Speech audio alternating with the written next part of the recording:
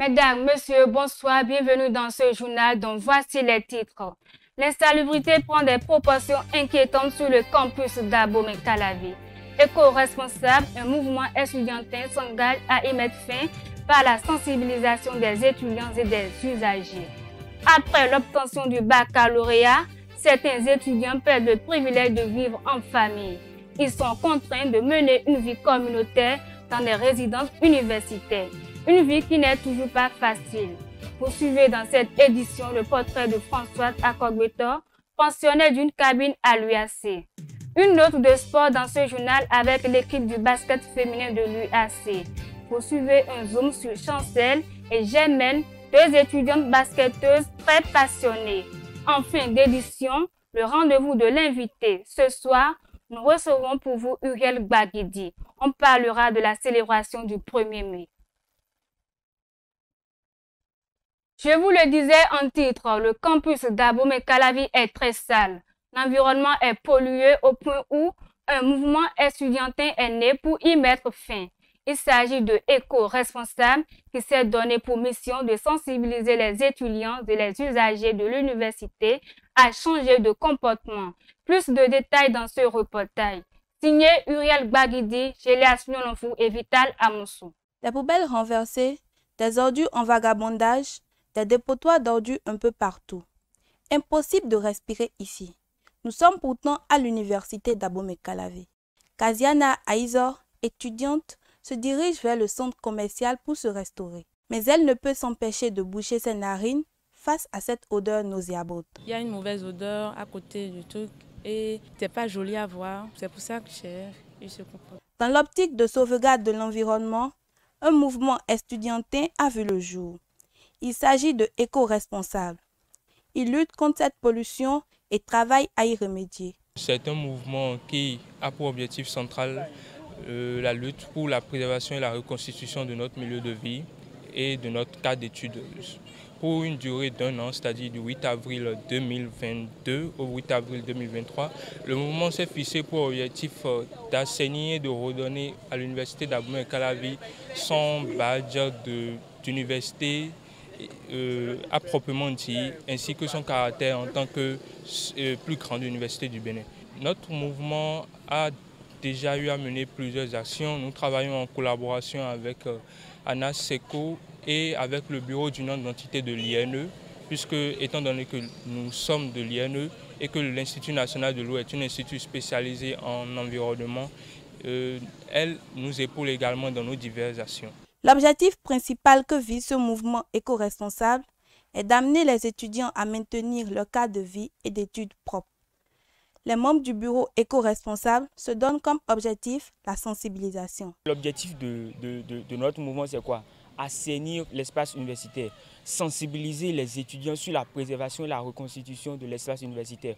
Et troisièmement, nous avons eu comme objectif de montrer à nos jeunes frères du secondaire que assainir vraiment, c'est ce qu'il faut grâce à nos mouvements d'émancipation. Dès lors, la responsabilité des autorités rectorales est engagée pour mettre fin à cette pollution environnementale, source de plusieurs maladies. On reste toujours à l'UAC pour évoquer la situation des étudiants résidents. Ces pensionnaires des résidences universitaires mènent une vie un peu particulière. Nous irons à la rencontre de Françoise Akogbetor qui vit en cabine afin qu'elle nous raconte son vécu quotidien. Reportage de Péra Djenotin et Vital Amoussou. Il est 14h20. C'est la sortie des cours. Le soleil date encore ses rayons sur le campus d'Abomey-Calavi. À 20 ans environ, elle a une belle silhouette. Avec de petits yeux foncés protégés par ses lunettes, Françoise Akogbetor jouit d'une grâce de Dieu. Ses cheveux sont châtains sur un corps dont les traits sont fins avec une peau mate. Cette belle fille rentre tout fatiguée à la résidence universitaire. Apparemment, les cours d'aujourd'hui l'ont bien épuisée. Après les cours, quand je reviens en cabine, peut-être je prends un bon sieste d'abord avant de vaquer à d'autres préoccupations. Soit je reste dans la cabine, je prends les cahiers, je révise les cours que j'ai eu à faire dans la matinée. Ça dépend de la psychologie de chacun.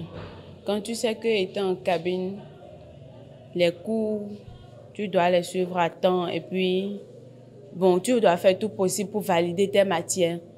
et puis tu as cette conscience, tu as ça en tête, bon, ça n'impacte pas trop, à moins que toi-même tu débordes un peu. Malgré son état d'épuisement et ses devoirs académiques, elle devra se lever pour se concocter un repas à manger.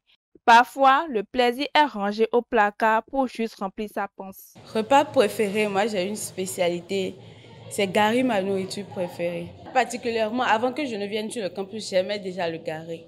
Et à part le gari, ma nourriture préférée, c'est spaghetti. Ce sont les contraintes de la vie en résidence universitaire. Loin de la famille, l'étudiant qui vit en cabine et veut à tout prix réussir se prive de certains plaisirs. Sport avec un focus sur l'équipe féminine de basket de l'UAC. Deux sociétés de cette formation sportive estudiantine se démarquent dans le lot. Chemel Semba et Chancel Kounasso nous racontent comment elles concilient facilement sport et études. C'est un récit de Fortuné Doting et Vital Amoussou. Il est 16h30 sur le terrain de basket de l'université d'Abomey-Calavi. Dans un environnement peu ensoleillé, on peut voir sur le parquet une foule constituée presque de jeunes hommes réunis autour de la balle orange pour une séance d'entraînement. Au milieu de cette foule, deux jeunes filles habillées en sportive munies du ballon. Il s'agit de Germaine et Chancel. Elles sont respectivement étudiantes en allemand et en chimie. Ces étudiantes hyper motivées sont des titulaires du club du basket de l'UAC. Moi j'aime bien le sport, mais particulièrement le basket, parce que le basket c'est un jeu qui distrait beaucoup. C'est un jeu qui fait réfléchir. Ces jeunes filles arrivent à concilier les études avec leur passion qui est le basketball. Quand j'ai cours, je demande la permission. C'est rare que ça coïncide. Souvent, c'est les soirs, je viens ici et les matinées, je suis au département allemand pour faire les cours. Quand c'est le jour d'entraînement, je demande au coach une permission de retard ou bien d'absence carrément. Déterminée avec plusieurs objectifs, ces étudiantes ne ménagent aucun effort pour réaliser leurs rêves. D'ici 5 ans, j'aimerais bien être pro et jouer dans une grande équipe. Lucas Kweou, un assistant du coach de l'équipe féminine du basket de l'UAC. Il confirme tout le bien qu'on pense de ces filles. Germaine et Chancel sont des filles qui étaient là depuis, qui se sont entraînées avec nous, qui malgré, au début, elles ne s'adaptaient pas trop puisque c'est des filles et elles n'étaient pas assez performantes. Elles étaient persévérantes. Déjà, l'équipe n'a pas totalement constitué, il manque de filles, mais elle constitue un modèle pour d'autres filles qui aimeraient jouer pour l'équipe. Chancel invite les filles passionnées comme elle à venir jouer au basket pour leur propre plaisir. Le sport est bon pour la santé.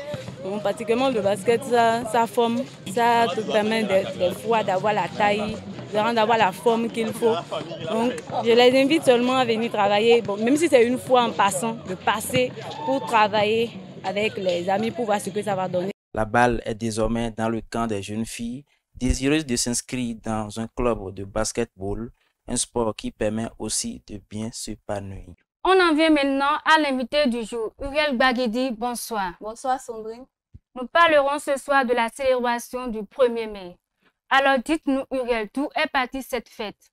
Alors le 1er mai, c'est la fête du travail et la journée internationale des travailleurs.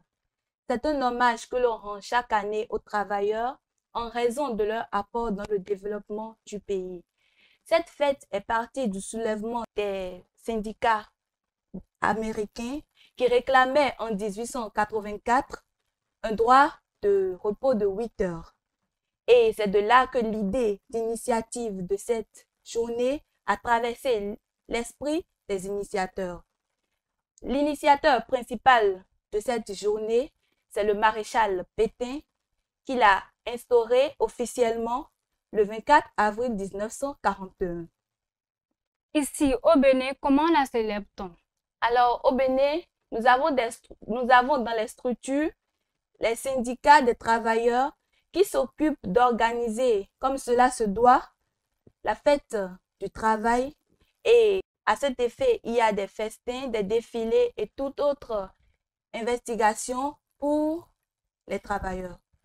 Alors, chers téléspectateurs, retenons que le 1er mai est dédié aux travailleurs. Travaillons, travaillons, travaillons sans relâche. Mesdames, messieurs, nous voici à la fin de cette édition. Merci de nous avoir suivis et à très bientôt.